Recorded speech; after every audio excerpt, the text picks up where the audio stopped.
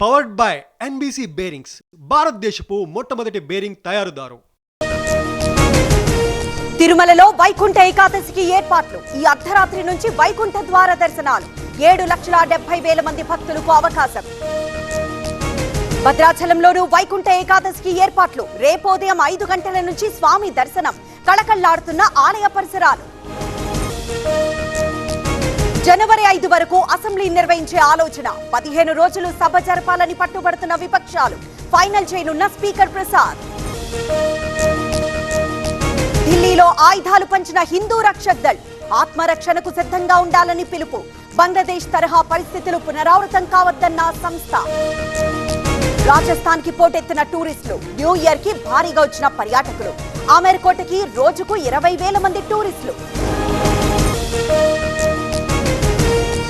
Powered by NBC bearings, భారతదేశపు మొట్టమొదటి bearing తయారుదారు.